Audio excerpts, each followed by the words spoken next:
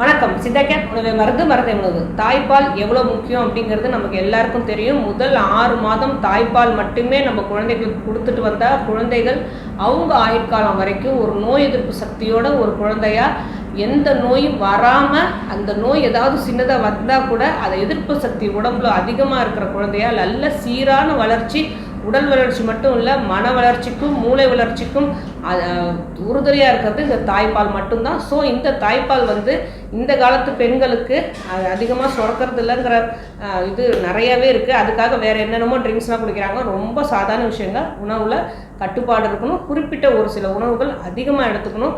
Stress இல்லாமல் இருக்கணும். முக்கியமாக தாய்ப்பால் கொடுக்கறதுக்கு முன்னாடி மொபைலோ டிவியோ இந்த பிரச்சனைகள், அதாவது எலக்ட்ரானிக் குட்ஸ் எதுவுமே பக்கத்தில் இல்லாமல் மனசை நல்ல மன அழுத்தம் இல்லாமல் ஃப்ரீயாக வச்சுக்கணும். நிறைய தண்ணி குடிக்கணும். அவங்க சாப்பாட்டில் சிகப்பரிசி, பார்லி, கோதுமை, இஞ்சி, பூண்டு, சீரகம், வெந்தயம், கருவேப்பிலை இது எல்லாம் நிறைய சேர்த்துக்கணும். நிறைய பால் குடிக்கணும். நிறைய தண்ணி குடிக்கணும். நிறைய சூப்பு வகைகள், காய்கறிகள், கீரைகள் உள்ள அவ்வளோ சூப்பு வகைகளும் அவங்க வீட்டில் செஞ்சு நிறைய குடிக்கணும். இந்த மாதிரி நிறைய திரவங்கள் உணவுகள் சாப்பிடும் போது தாய்ப்பால் அவங்களுக்கு நிறையவே சுரக்கும். இதே சித்த மருந்துகளில் தாய்ப்பால் சுரக்கிறதுக்கு நிறைய மருந்துகள் கிடையாது. அந்த மூலிகைகள் நிறையவே கொடுப்பாங்க. சதாவரின்னு ஆயுர்வேதத்தில் சொல்லுவாங்க. தமிழில் அதாவது சித்த மருந்துகளில் தண்ணீர் விட்டான் கிழங்கு அப்படின்னு சொல்லுவாங்க. இந்த சதாவரி லேகியம் இருக்குது. சதாவரிலேயே செய்த நிறைய சூர்ணம் இருக்குது. இந்த சூர்ணங்கள் எல்லாமே சித்த மருத்துவரோட ஆலோசனைப்படி வாங்கி சாப்பிட ஆரம்பிச்சிட்டோம் அப்படின்னாலும் தாய்ப்பால் சீராக நமக்கு சுரக்க ஆரம்பிச்சுட்டே இருக்கும். அதே மாதிரி அவங்க சாப்பாட்டில் கவனம் இருக்கணும்னு சொல்லிட்டு இருக்கோம். மன அழுத்தம், ஸ்ட்ரெஸ் இருக்கக்கூடாது.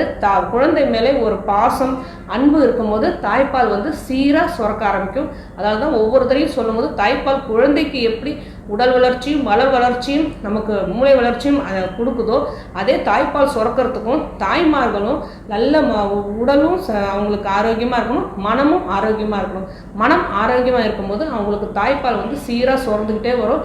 அதுக்காக ஆசைப்பட்டு குழந்தைகளுக்கு கவர்மெண்ட்டே நமக்கு 6 months லீவ் கொடுத்துருக்கு. குழந்தைகளுக்கு தாய்ப்பால் கொடுக்கணுங்கிறதுக்காக ஆசைப்பட்டு நம்ம தாய்ப்பால் கொடுக்கணும்னு நினைக்கும் போது அதுக்கு வேண்டிய பொருட்கள் இப்போ சொன்னோம் இல்லையா, அவ்வளோ உணவுப் பொருட்களும் தேடி தேடி சமைச்சு நம்ம சாப்பிடுவோம். இதே இறைச்சியில் நான்வெஜ் சாப்பிட்றவங்க இறைச்சி ரசம் நிறைய சாப்பிடலாம். மீன், சொரா மீன், அதுக்குன்னு சில மீன்கள் இருக்குது. அந்த மீன்களை நிறைய அவங்க சமைத்து சாப்பிடலாம். இந்த மாதிரி தேடி அவங்க சமைச்சு சாப்பிடும் போது தாய்ப்பாலும் சீராக சுரக்கும் போது நம்மளோட அடுத்த ஜெனரேஷன் ஹெல்த்துக்கான, அதாவது ஆரோக்கியம் நிறைந்த ஒரு ஜெனரேஷனாக அவங்க வளர ஆரம்பிப்பாங்க. இப்போ நிறைய பிரச்சனைகள், அதாவது மன வளர்ச்சிக்கும் சரி, அவங்க படிப்பு விஷயத்துக்கும் சரி, எல்லாமே முதல் 6 மாதத்தில் நம்ம தாய்ப்பால் கொடுக்கறத வச்சு தான் சீராக அமையும் அப்படிங்கிறது நமக்கு ஃப்யூச்சரில் வர ஸ்டடீஸ் ஒன்றும் இப்போ இருக்கிற ஸ்டடீஸ் எல்லாமே நமக்கு நிரூபிச்சுட்டே வருது.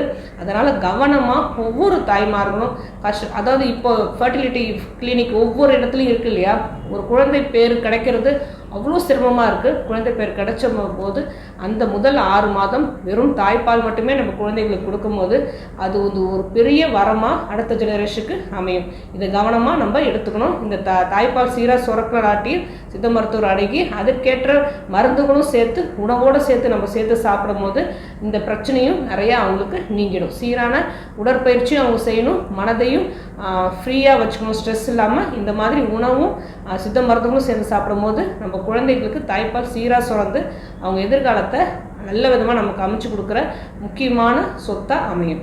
ஆரோக்கியமாக வாழ்வோம். வேறு எதை பற்றி பேசணும்னு நீங்கள் நினச்சாலும் சரி, தாராளமாக கமெண்ட் பண்ணுங்கள். உங்களுக்கு எந்த நோயாக இருந்தாலும் சித்தா கேரை அணுகுங்க.